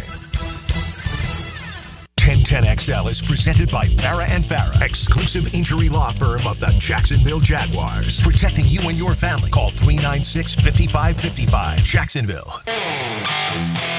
Everything you need to know about the Jags. Jaguars Today on 1010XL. Tony? I do not know. It's Ken Brady and somebody. Yeah. I figured it was McManus. Yeah. But it's, what is it, Thursday? I don't know. Tom's here Thursday, on Tuesday. yeah. And it'll be here tomorrow, of course. Somebody was peeking in our window behind me and just gave him the thumbs up. I hope hope whoever that was, their culture accepts a thumbs up in a positive way. And not everyone does, apparently. All right, why don't we do this, kicking off the hour. In about 30 minutes, Tony Pauline's going to come by. We're going to have about 10 minutes with him. We'll go through the picks, what the Jags gave up to get Travis Hunter, more about the fit with Travis Hunter, and we'll just go through pick by pick. What do you think about this guy, that guy, the other guy? How good overall, how well the Jags did, in his opinion. But first, Tony Smith going to take us around the NFL. Now, Gems Around the NFL, brought to you by Beach's Jewelry and Pawn in Jax Beach. Houston has claimed offensive lineman Jake Andrews off of waivers after he was waived by New England. Andrews was a fourth-round pick by the Patriots in 2023, but missed the entire season last year with a meniscus injury. He started one game during his rookie year. Buffalo is signing wide receiver Elijah Moore to a one-year deal with a maximum value of $5 million. And former Florida State quarterback Jordan Travis, who was drafted in the 5th round of the draft last year, has been medically advised to retire after the injury that he suffered there at the end of the Florida State season a couple of years ago. That's a tough one, man. Yeah, that stinks. I don't know how good he would have been in the pros. He didn't really have a body built to withstand punishment, but would like to see him have a try, full athletic go at it, and who knows what would happen with Florida State a few years back had he stayed healthy. This one on the text line, Tony, speaking of quarterbacks. Okay. Let me find, because I've been jumping around. Here we go. Seriously, guys, you have a quarterback. Now, when you, I don't know if this person's a Jaguar fan or not, but let's assume they are. Doesn't matter, really. Seriously, guys, you have a quarterback whose lifetime completion percentage is in the 50s. Talk about Trevor Lawrence. Yeah. 5-second Google search will let you know that his completion percentage is 63.3. You could argue how good that is, but when you start off with a easily disprovable statement. I'm not going to give you a whole lot of credit for anything that follows. Yeah. I mean, so quarterback whose completion percentage is in the 50s. No, it's not. Okay? This is obviously you're trying to present the worst case scenario. And you think Hunter is going to be the next All-Pro, and you're telling fans we're stuck with Trevor for the next 3 years. I'm telling you that Trevor will be here for the next 3 years. I don't use I mean, I guess we probably have to say, good or bad, you're basically stuck with him. Yeah. He goes, news. Cohen will give Trevor this year or he's out. Book it. Are we allowed to gamble on the air, Dylan? How's that work? Absolutely. We can now. We can? Like cash money? I don't think we can just gamble amongst ourselves. Oh, I thought we were talking about Hard Rock. I'm saying hypothetically, I'd put 10 grand in cash today down that this is just stupidity. Okay? I mean, let's say Trevor Lawrence has a super bad year. I'm saying barring catastrophic career-changing injury. Mm-hmm. Okay, that could happen for Barring anybody. what we just talked about with Jordan Travis. Absolutely, Yeah. right? And that's unforeseen. Nobody can know that. That voids the bet. Trevor Lawrence, his cap figure next year, Tony, this is so low. His cap figure this year is $17 million. That is nothing. Okay? Next year's only $24 million. Then it's 35, then it's 47. All those with the cap rising every year the way it has are very manageable. His cap hit next year, if he is not on the Jaguars, is $88.5 million. Oh. He's not going anywhere. No. They're building it around Trevor. They're not going to go, okay, Trevor, we're going to build everything. We're going to come in and say, you're the centerpiece of everything we want to do. We're going to get you this weapon. We're talking about, we got to protect Trevor. We went out and got 6 new offensive linemen in free agency and the NFL draft. And then, if you don't throw 30 touchdowns this year, we're going to punt. We're going to move on. It's so silly. A really silly thing to say in an offseason where they signed Nick Mullins to push the quarterback room. He's not pushing, right? He literally will not push. Behind Trevor Lawrence and gave away their first-round draft pick next year. Exactly. So that's when you think they're going to replace the quarterback? Out of your mind. I get it. You don't like Trevor. That's fine. Just That's your prerogative. Yeah, I don't think Trevor's any good. Yeah. But to come up, first to make up a stat that's wrong, and then to say that he's going to be gone next year, book it. I'll book it for 10 grand today. Okay? Yeah. 9117 Hogan Road. Show up at the cash. Yeah. I mean, Okay. I can remember we were having these kind of conversations the last couple of weeks, right, with like the Genty stuff. And people were coming in saying, well, he's this height, so it won't work. And he didn't run the 40. And He's a 5'8" running back. Well, hey, Barry Sanders was 5'8". Oh, whoa. Right. You can't cherry pick. Okay. Like- Ray Rice, Maurice Jones-Drew. I mean, plenty of simplify them. it for yourself out there. If you don't like it, just say you don't like it, right? Like with the Genty thing. I wouldn't take Genty. I don't like the pick. Then say that. Don't make up a reason for why you don't think it's going to work. That's this Trevor Lawrence thing. They're going to move on for him after a year. Book it. There is no chance that that's a real thing. Just say you don't like Trevor Lawrence. That's fine. You can have your own opinion, for whatever reason that you want about Trevor Lawrence. I'm not trying to dissuade you of that opinion necessarily, but you don't just get to make stuff up. Somebody else just replied, if Trevor plays poorly enough to get benched, they'll have to move on. Again, $88.5 million cap hit. You're just gonna you'd rather take a 60-something extra million against the cap rather than just bench Trevor. Like he's a Jacksonville Jaguar. They're building it around him. Yeah. Okay? Whether that's right or not, time will tell. That's what they're doing. But as you said, the best point of all is they don't have a first-round pick next year. Right. Sure, we're going to punt quarterback and not have a first-round pick, and it'll be just fine, guys, because F them picks. We don't need a pick for a quarterback. Yeah. Even if you're not a believer necessarily in Trevor Lawrence, it's not like there are a whole lot of better options that are going to be available in the second round of the draft next year or in free agency next year. Like, it's not that easy to just say we're moving on from Trevor Lawrence, replacing him with what? Right? Do you have any plan for what that looks like? Or are you just talking to hear yourself talk about these things? Just say that you're not a fan of Trevor Lawrence, that you'd like to see the team figure out some kind of plan behind him. Say that. That at least I think is reasonable. But don't make up a stat as far as this completion percentage and then say something ludicrous like they're moving on from him next year. To what? At least give us an idea of what that would be to, if that's the plan that you have in your mind. Whoever we're taking with the first pick of round 2, Tony, because clearly we're going to be the worst team in the National Football League. Mike, make that monopoly money. You can't get in trouble with the FCC. Look, there's enough wiggle room in the entertainment aspect of sports radio that in a court of law, I don't think I'm going to be in any kind of jeopardy. Yeah. But I ain't talking monopoly money. Like, you want to give me $10,000? I'll take your $10,000. I will do it. And I'll apologize to my wife for making that kind of bet later. All right. Let's come back and let's look at today's Chad and Sandy real estate question today. What we think about the final 4 picks in this year's draft in terms of who will have the most staying power and effectiveness in a Jaguars uniform. And then Tony Pauline will join us in the final segment of the show to give us his recap of how the Jacksonville Jaguars did in the draft from sportskita.com. With Tony Smith and Dylan Denmark, I'm Mike Dempsey. This is Jaguars Today on 1010XL and 92.5 FM.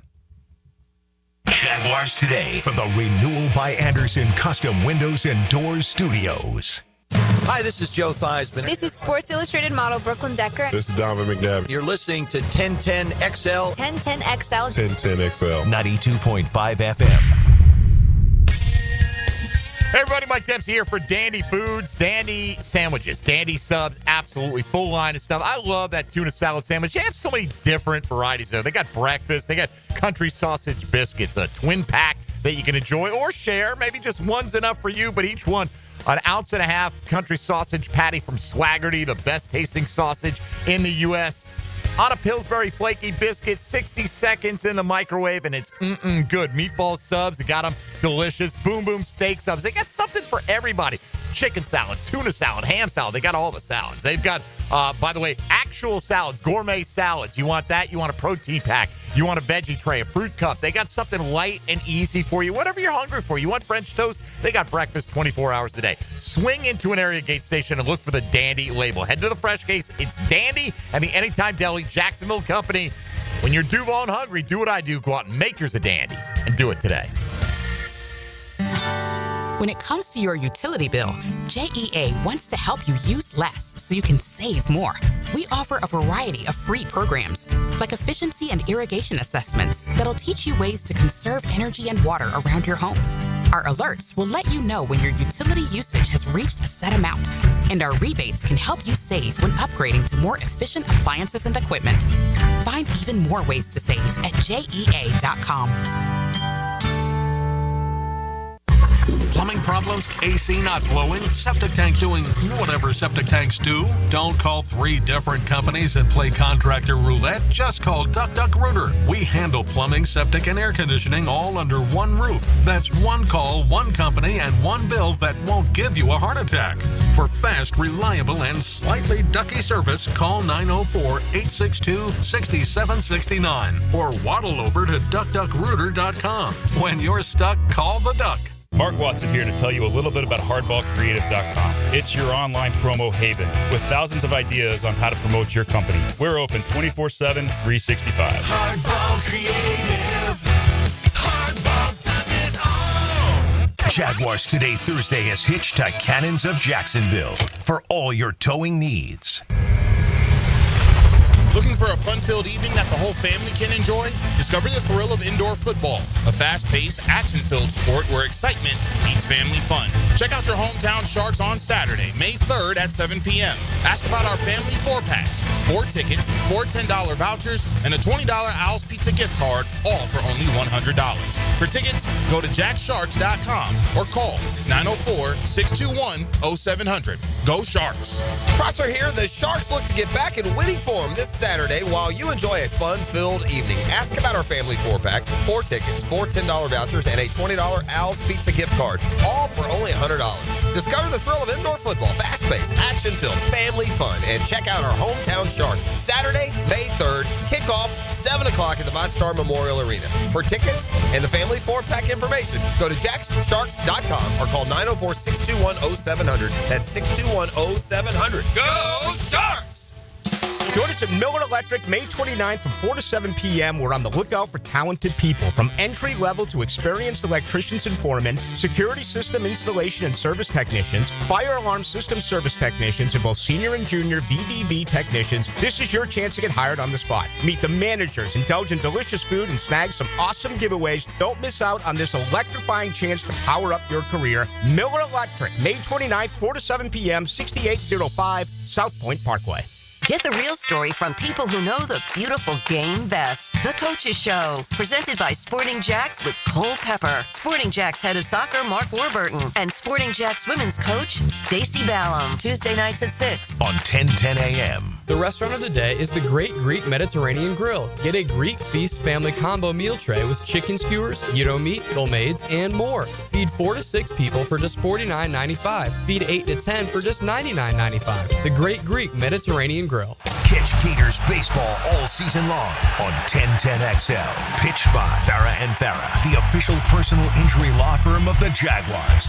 And Renewal by Anderson, the official window and door replacement partner of the Florida Gators. Are your monthly bills keeping you up at night, wondering how you got so behind? Hey, I'm Roger Moore, CEO of Loan Pronto. I get it. Life is expensive now. Insurance, groceries, cars. And then there's the credit card debt with those obscene interest rates. It's time to regain your financial freedom, and that's what we offer at Loan Pronto, using the power of the equity in your home. We have multiple ways to get you the cash you need, and most clients close in 2 weeks or less, and many don't even require an appraisal. And listen, rates have been plummeting recently. We just locked a homeowner in with an APR in the low fives, saving her over $1,000 per month, and put $10,000 in her pocket. Life-changing money. Whether you're drowning in debt, have a nosebleed rate you got last year, need home improvements, or simply need cash in your pocket, we can help you accomplish this goal in record time. Call us today and get started with no hard credit pull, just a conversation. LoanPronto.com, 904-999-1508. LoanPronto.com. That's LoanPronto.com. Equal housing lender, NMLS 1661781, subject to lender approval, NMLSconsumeraccess.org. The best value for golf in Jacksonville remains Cimarron. Totally reestablished with new tee boxes, improved fairways and greens. Also a brand new restaurant with indoor and outdoor settings and live music. Join the Wild One loyalty program online at Cimarron Golf. When's the last time you played Cimarron? Cimarron Golf Club on 210, the Wild One. Tired of changing out bad sod year after year?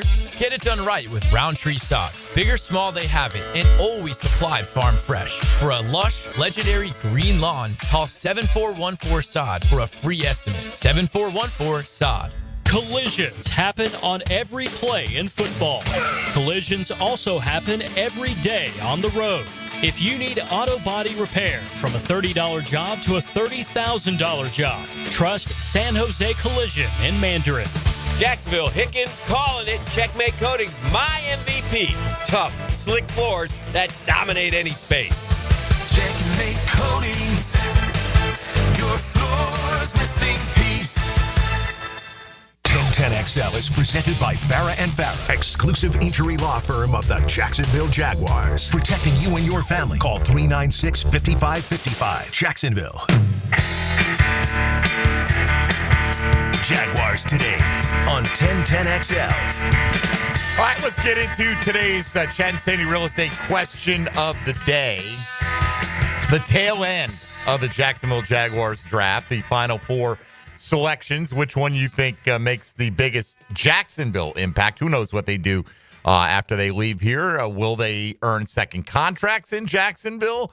Will they be one and done? Will some of them not even make the 53-man roster, Tony? I think it's fair to ask. Not every seventh rounder makes it. And I understand the Jags depth chart has a lot of opportunities to make your mark here. But why don't we hit today's 10-10 take? 10-10 take. Now, Mike Dempsey's 10-10 take is serviced by Ideal Conditions Heating and Air, your go-to local HVAC company, veteran owned and operated. All right, the four players starting to tighten up a little bit in the voting here. And the four players, of course, are Jalen McLeod, Ray Lane, Jonah Monheim, LaQuint Allen, the last four selections for the Jags. So let's kind of go through the process. I tipped it earlier. I do agree with John Shipley. if I'm voting for one of these guys, it's going to be Lane, and we'll get into that reasoning. Who would your vote get cast for today?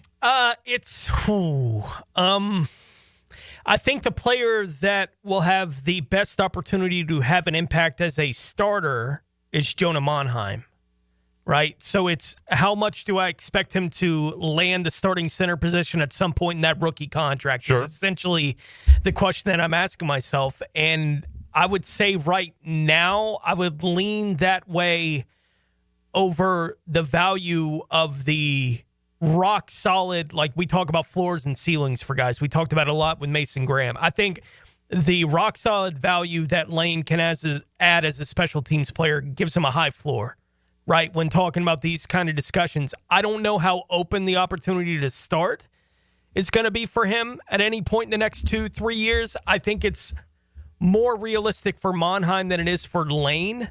So that would be the way that I would vote.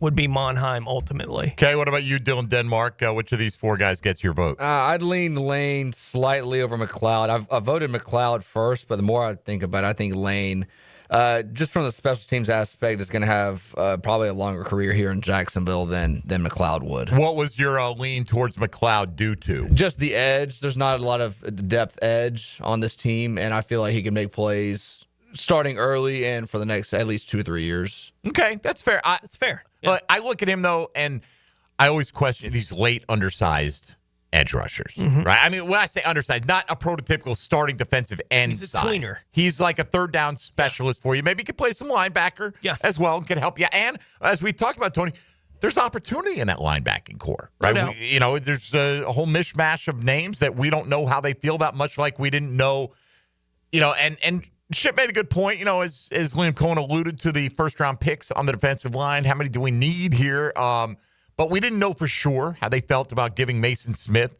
and Armstead and those nose tackle types a chance to rise and fall on their own. So maybe McLeod makes a dent there. Lane does feel – I think Lane could actually make an impact as a safety on this team if things break right. I mean, potentially, he was a big-time turnover machine at Navy. Like, he really got his hands on a lot of footballs, and he's a smart guy. He's going to be in the right place.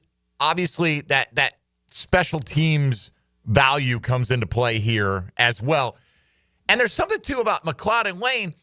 They're 6th rounders.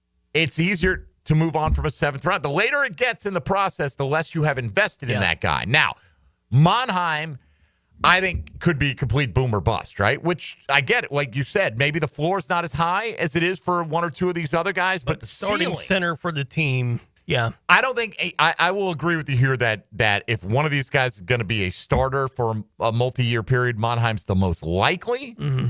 I'd probably put Lane second. I don't think McLeod ever. I guess as a linebacker he could be, but it's become he'd be that 1/3 of the time linebacker, and feels like such a specialty role, whatever his is going to be, and I don't know what that turns into as a starter. And Allen could be a useful piece. There's no question about it. Yeah. I'm not trying to dismiss him at all, but he's the second running back taken in his own draft class by this team. I do have, as I mentioned at the top of the show, I was looking at the centers and all 32 teams and where they got them. Right, essentially, where were the 32 starting centers projected to be for this year drafted? And I do think I need to go in and compare it to another position that is generally considered kind of low value, right, in the league specifically, so that I can have some idea of what these numbers mean.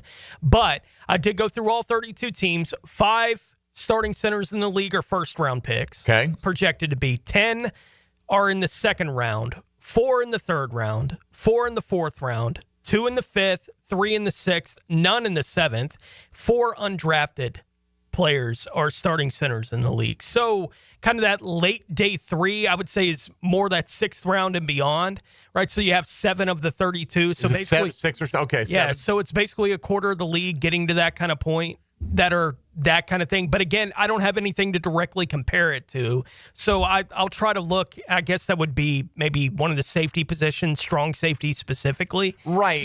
Something like that. It feels like you get a star safety every other year that teams are talking, and maybe, it's going to be in the middle of the first round. Right. Now, sometimes they're free, sometimes they're strong. Sometimes in today's game, they're almost interchangeable, the way they use them. I do think Monheim has a great chance, even if he never wins a starting job outright, like as a long-term fixture.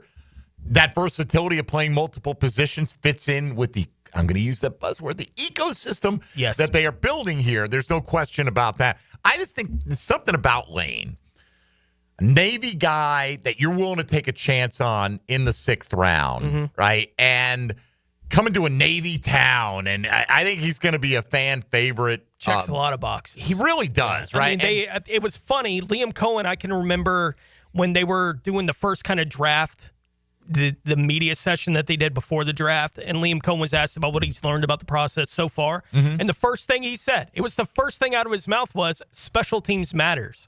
And he chuckled. And it's like, well, that's Lane, right? Like, and maybe Kaiser. Right. Like, and maybe others. Like, it circles that kind of thing. Like, there is obviously a role that they have in mind for Lane to be an impact player for him on special teams. And he can earn whatever else he earns. You know, the opportunity to earn those other things will be there for him, which is why I say the floor is high for him as far as the playing time opportunities that are going to be there. Early on, Monheim had like high 30s, like 37, 38%. McLeod was about in the low 20s, and then Lane and LeQuint Allen were around 17% each. But Lane's had a push in the voting. Here's what we got at the moment with 290 votes in. Monheim getting 34.8% of the votes. So still just over a third of you think he is the most likely guy.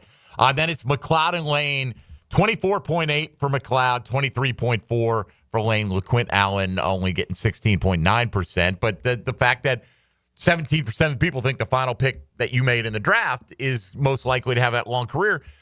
And I do think we look at these with the eyes of optimism as well, right? Hey, it's James Gladstone. He's got the magic touch. We'll find out if he's got the magic touch. Just because the Rams drafted a bunch of good players and he was there for it and understands the process and applied some of the same strictures to their process doesn't mean the results will be the same. We hope they are or better. Yeah, like a bunch of seeds may grow, you know, like a pea plant, but not all of them are going to be a beanstalk that goes up into the sky, right? Like Tony Smith with a pearl of wisdom. Like every now and then you find one of those in one of those stories, and hopefully Gladstone can find one.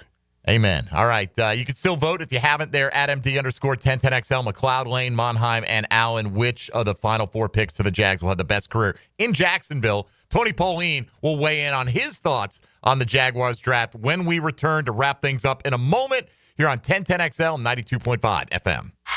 Let the excitement of the game take you away. Flyers back on top of the college basketball world championship madness. Your home for play-by-play is 1010XL. It's a great day to be a Gator. Jaguars Today from the Renewal by Anderson Custom Windows and Doors Studios of 1010XL. Interested in a unique date night? Gibby here. I took my wife Nikki to Wick, a candle bar. She made her own custom candle right there in the store. Shop local at Wick, a candle bar. Locations in San Marco and Jacks Beach. Need the right tools for the job without the full-time price tag? Tucker Equipment Rentals in Neptune Beach is what you need when you need it. From heavy machinery for commercial projects to weekend projects at the house, we've got you covered. We've been serving Jacks for 50 years. Visit Tucker Equipment Rentals in Neptune Beach, just behind Aqua East Surf Shop, or call today. We also have event rentals too. Tucker Equipment Rentals. Tools you need without the price tag of purchasing. Your AC's broke, it ain't no joke. Call Florida Home AC. Florida Home AC. Florida Home AC. Florida Home AC. FloridaHomeAC.com. Jaguars Today Thursday is towed by Cannons of Jacksonville. Open early and open late. Dailies is always there, making things easy for you to cruise in and cruise out. So hit Dailies Cold Case the next time you're craving a cold one. Bud Light by the case. Plus plenty of singles to choose from. Corona to the King of Beers to Stella or a Natty. They're all cold at Dailies. A lot of companies will tell you they're the best. At Custom Tree Surgeons, they show you every time. Custom Tree Surgeons has built an all-pro team. Every tree service professional has years of experience, continually trained and certified. They know what, when, and how to handle any job. It gets done efficiently and quickly by a team of experts. So for tree trimming, removal, stump grinding, and emergency services. Forget any name other than Custom Tree Surgeons. There is no job they can't do better. Go to website CustomTreeSurgeons.com. That's CustomTreeSurgeons.com, and let them show you how the job is supposed to get done. He thinks he knows what he's talking about. Of course. Find out if he does. Is there anything else we need to know? Catch CBS Sports senior NFL writer Pete Prisco every Friday afternoon on The Franchi Show. Brought to you by Showtime Sports Cards and Collectibles. Okay, sports fans, Hicken here. Let's talk skin. I and Beaches Dermatology are reminding you all to wear your sunscreen. Spring is here, and that means more time outside. Grabbing the clubs for your tea time? Bring the screen. Heading out on the boat? Bring the screen. Headed to the beach? Definitely bring the sunscreen. All in all, make sure sunscreen is included in your outdoor activities. If you have any concerns now, give Beaches Dermatology a call. I've been seeing them for years, and my skin thanks me for it. Call today online at beachesdermatology.com. I'm just going to cut to the chase. What you really want to know is, why buy from Arlington Toyota? Mia here. How about over 800 vehicles, one lot, 60-day exchange, and friendly credit for everyone. Plus, right now, you choose a pre-owned 2022 Camry, RAV4, or Tacoma for $0 down and only $388 per month. Or how about no payments till August 2025? Shop in person on Atlantic Boulevard, just a quarter-mile east of 295, or online anytime at arlingtontoyota.com. Enhance your home with Renewal by Anderson's superior craftsmanship and timeless design. Right now, buy 2 windows or patio doors and get the third at 60% off. Plus, $0 down, no payments, and no interest for 12 months. This offer expires May 31st. Renewal by Anderson, proud partner of the Jacksonville Jaguars. Visit bestwindowsflorida.com to schedule your free consultation. License number CGC 1527613. I'm with Greg from Cycles of Jacksonville. You're on-road, you're off-road, now you're on the water. Greg, tell everybody what Coach and Honda is offering in the form of boats. We've got the Honda boat, which is a great runabout fisherman. We've got the Coach boats. They're fantastic for getting out with a family. Nice lay-down beds, all with that legendary Honda motor on them. Check them all out. They're waiting for you. You can see how you can be on the water with Honda or with Coach pontoon boats. Cycles of Jacksonville on Atlantic near Regency. It's not too late for a deep spring cleaning on your home. Give my friends at Zero Res a call. May Mayhem, 3-room special starting at $149, plus the 4th room is free. Visit ZeroResJacksonville.com and tell them 1010XL sent you. Zero Res. With 50 years of fabrication expertise in towing products, the family at Cannons of Jacksonville can repair or install precisely what you need to tow with confidence. Visit cannonsofjacks.com, where quality and customer satisfaction collide. 1010XL is presented by Farah & Farah, exclusive injury law firm of the Jacksonville Jaguars. Protecting you and your family. Call 396-5555. Jacksonville. Now, the Cool Down with Donovan Air Electric and Plumbing. Keeping Jack's cool since 1987. All right, final few minutes on the program. Don't usually do a guest in the final segment, but the schedule working out best for Tony Pauline to do it as late as possible. Today, he's joined us many times in the lead up to the NFL draft from sportskita.com. Tony's got his own rankings. And obviously, like all these, when you read these reviews, like Field Yates' 100 favorite picks of the draft, it's all based on what Field Yates thought about these players going in, right? So, I get that I guess that makes sense, but you know, it's only as good. It's like garbage in, garbage out. You're only as good as the initial thought. And so when, you know, Mel Kiper gives Cleveland an A+, it's because Mel Kiper spent 3 days making an ass of himself because he had Shedeur Sanders as the number 1 quarterback in the draft. And the Browns didn't even have the number 1 quarterback in their own draft. But, you know, that's the way it goes. By the way, number 1 selling rookie jersey outpaced. Isn't that a little weird? Like Travis Hunter, first day or so was like the number 1 selling rookie jersey because they go on sale immediately or pre-orders for them. And then Genti, I think, was 2. Yeah. And then all of a sudden Shedeur gets picked and he's the number, like, you don't even know if he's going to be the best rookie on the team. Yeah. And you're throwing a bunch of money on a Shedeur Sanders Well, you know, it's jersey. not like Cleveland's ever gotten behind a quarterback that didn't work out for him here recently. He's going to wear number 2, did I hear? I don't know. Or that's speculated. I think he might wear 2, and which was infamously Johnny Manziel's number as well. Amari Cooper's more recently, who was a better player, to be sure. No doubt. But, all right, so we'll get a few thoughts here. 10 good minutes with Tony Pauline from Sportskita. just weighing in on what the Jacksonville Jaguars did in this past NFL draft. So, Dylan, if we're ready, why don't we play him in? Now, another great guest on the Checkmate Coatings phone line. Hello. Your floor's missing piece. I didn't know if we'd get a Led Zeppelin tag on that or not, and apparently that's a no. We only do that for Tony Pauly in the lead up to the draft. But, Tony, despite that devastating scenario, we're glad you're with us this morning. How are you? Disappointed. I expected to hear Achilles' last stand again. That's what I was geared up for. That's what I thought too, but it just didn't work out that way this morning. We'll strive to do better in the future. You can bring us the immigrant song if you want to, Tony. No one's going to complain. When is the future? You're not going to have a number one pick next year. Well, that's right. Well, no, you'll be more important to us than ever, bro. You think we know these second, third, fourth, fifth, sixth, and seventh round prospects? Not like you do, anyway. Let's start with the Travis Hunter deal. We understand they gave up a lot to get him, but what did you make of the move? What do you make of the fit? Well, it somewhat surprised me, but it shouldn't, because the last time I was on your show, which was the first round of the draft, I said that, and I even reported it, that Jacksonville's goal was to get as many dynamic skill players, ball handlers to surround Trevor Lawrence with. And Trevor Hunter is at the top of that list. So in that vein, it makes a lot of sense. He is a terrific receiver. He is a dynamic receiver. He's a much better receiver than he is a defensive back. And he was the second best player in this draft. Now, that said, absolutely. I mean, it was a big price to pay, and it's going to have to quickly get returns on that pick because, gosh forbid, they have a top 10 pick in 2026. Everyone's going to be scratching their heads about this move. We all forbid it, Tony. A top 10 pick for the Jaguars next year. We'll see how that works out. That obviously meant they gave up the second-round pick, so they didn't pick again until the third round. They led that off with Caleb Branshaw, who was mentioned as a corner at the draft. It sounds like the Jags are going to look to play him at safety, at least to start here in Jacksonville out of Toledo. What's your read on Caleb Branshaw as a player and prospect? Super athletic. I think now he's more athlete than he is football player. I absolutely agree with the move to safety. I think he's best facing the action. He's a guy that when you watch the film, he'll make some outstanding plays, and then he disappears for a long time. But he has the measurables, he has the upside, and now they just have to develop him.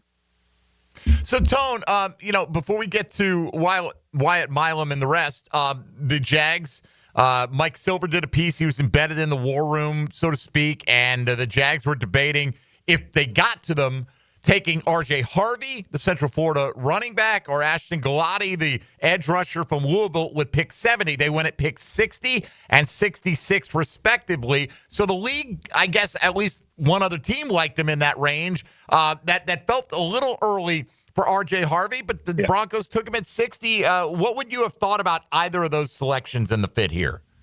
Gelati, I think, went right where he deserved to. I think if he had fell, he would have been great value. But again, another edge rusher in Jacksonville using early draft resources, early draft capital on an edge rusher. Terrific player. I agree. I thought R.J. Harvey, I had him more as a fourth-round pick. He is a home run hitting ball carrier.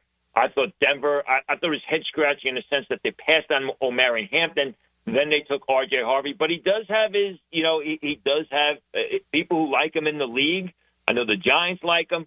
He's a guy that it's ironic, but if you go back and you watch the game that Central Florida played against Colorado, midway through the first quarter, I believe it was Central Florida, the second time they had the ball, there was a play where R.J. Harvey got the ball in space, and he ran away from Travis Hunter. I mean, he ran away from Travis Hunter. So he's got that sort of explosive game-breaking ability. What are the Jacksonville Jaguars getting in Wyatt Milam, who seems to fit the mold for this year's draft prospects on the offensive line? Got a bunch of guys that played tackle that look like their long-term home is going to be at guard in the NFL. Yeah, not a super athletic guy. He was dynamic at guard during the Senior Bowl practices. I mean, he looked really good, fundamentally sound, tough, everything you want from an interior lineman. Obviously played tackle at the West Virginia, but he doesn't have the athletic skills to stay there. I wouldn't be surprised if he's a starter by the second half of the season. Oh, interesting. Yeah, I love that selection. That other than Travis Hunter is my favorite pick of the draft. And part of it is we get conditioned, right? We see mocks. There were mocks at a certain point in time when you saw him in the middle of the second round. So to get him here in the mid to late third, I was pretty happy about that. Basil Tootin, Tony, does he look like a guy that at some point, whether it's this year or next year, can he handle the lead back role in an NFL offense? I think he's more of a situational ball carrier. He's more of a complimentary back. I think he went exactly where I thought he should have. Late third, early fourth. He is, we were talking about R.J. Harvey before. Tootin is a home run hitter. Tootin plays fast. He runs in the 4-3s. He's got the agility and the speed to turn the perimeter. You give him any open space, and he is gone. He is tough to stop. He's also a terrific pass catcher out of the backfield. As far as being a feature runner, if your feature runner is going to carry the ball 10 to 12 times a game, then yes. But otherwise, I think he's better suited as a situational, rotational type back. With the second of their fourth-round picks, they went with linebacker Jack Kaiser out of Notre Dame, who is a guy who played as many games as anyone has at Notre Dame. What exactly is he bringing to the table here? Everything. I mean, he's smart. He's instinctive. He tested much better at the combine than anybody thought. Everyone thought, well, he's a 4.75, 4.8 guy who makes plays with his head, and then he runs a 4.6 at the combine. He is a three-down linebacker who just has to physically mature. He's good against the run. He takes good angles. He picks up his coverage assignments.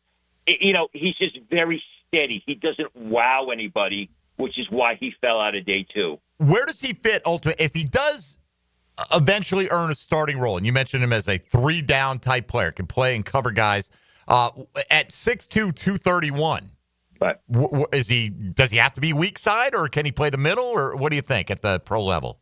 Well, I mean, he can only be a middle linebacker if you've got big body defensive tackles up there occupying the blockers, and he gets a free run at the ball handler. He's not really a guy that's going to stack against the run all that well. So I think right now, the way the Jaguars defense is set up, I would put him as a weak side linebacker. But, he's a weak side linebacker that'll collapse from the outside in and make the tackle against the run. In what was talked about as a deep class at edge in this draft, the Jags waited until the 6th round to address it with Jalen McLeod out of Auburn, kind of a tweener a little bit between linebacker and defensive end. What should Jaguars fans expect out of him? Yeah, I mean, he's a guy who overachieves. He's not the biggest guy. He's not the fastest guy, but he just makes play after play after play. He's more of, I believe, your 7th or 8th linebacker, special teams type player. He's a guy, what you're getting when he's on the field, and you're getting 100% of him 100% of the times. He just doesn't have the great size speed numbers that you want for Sunday. Ray Lane, the Navy safety, Tony, people are already saying how this guy's going to be a core 4 special teamer. Can he be more than that? He's a guy who at safety produced a ton of turnovers and turnover opportunities for the midshipmen. As you expect from anybody coming from one of the military academies, he's smart, he's tough, but he's also disciplined. He stays with his assignments. It wasn't a very complex defense at Navy, but he always was around the ball making plays. I like him as more as a zone safety. I don't think he's a true free safety. But again, you mentioned special teams, and that's what he's going to be. He's going to be probably a dime safety that is going to line up on coverage units. Where did Jonah Meinheim rank among your center prospects in this draft in general, and how long do you think it'll be before he potentially pushes for a starting job here? Well, he was one of my he kind of went exactly where I had him. I think I'm pulling out my board now. I had Meinheim as a 6th-round pick, and he was my 3rd center. Now, it's an interesting situation with him. You go back in 2023 when he was a left tackle for USC, and he was a terrific left tackle. Athletic footwork, good movement skills. They moved him into center this year, and he got a little exposed in a sense that he's not really a big, strong guy. And he blocks. He's more of a position blocker. Great knee bend, excellent leverage, great hand use.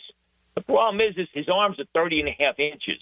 So, he's got to get stronger. He's got to add some bulk to his frame.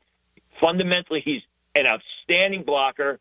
I like the play on the field. We'll have to see how it works out with the shorter arms, and he's definitely got to get stronger. before he's ready to step on an NFL field. And finally, Tony, for the draft pick portion here, LaQuint Allen goes 236, the running back out of Syracuse. Super productive, very good receiver, 16 touchdowns last year. What can he be in the NFL? I think this is a great pick. I think this was a seventh-round steal by Jacksonville. Like you said, he's a terrific pass catcher out of the backfield. Not the biggest guy in the world at 205 pounds, but he runs tough. He plays big football. He's a grinder on the inside. So, we talk about Tootin before. He's sort of the complement to Tootin in the sense that if you want somebody on the inside, on the interior, that's LaQuint Allen. He does a little bit of everything well. Again, he's not a feature runner. He's not going to be able to take that pounding at 205 pounds. But I think with the backs on their roster right now on the depth chart, you have an excellent rotation. I mean, you've got guys who can create yardage. You've got guys who are good ball carrying on the inside. You've got guys that can turn the perimeter, and they all are good pass catchers out of the backfield. Again, adding another skill player for Trevor Lawrence. Tony, I wouldn't be surprised if we could ask you about all 20 of the undrafted guys, and you would have something to say about all of them. But among the ones that have been highlighted to this point here in Jacksonville is Jabbar Muhammad, the defensive back out of Oregon. What can you tell us about him? Small but feisty. I mean, plays big football. Again, you're looking at maybe a dime back who plays special teams. Not the fastest guy in the world. Sometimes struggles making plays with his back to the ball. But again, you're getting a lot of physical play when he's on the field. I thought, Ethan Downs, the defensive end from Oklahoma, is a guy to watch. You mentioned they were looking at Ashton Gelati in the second round, or third round, I should say.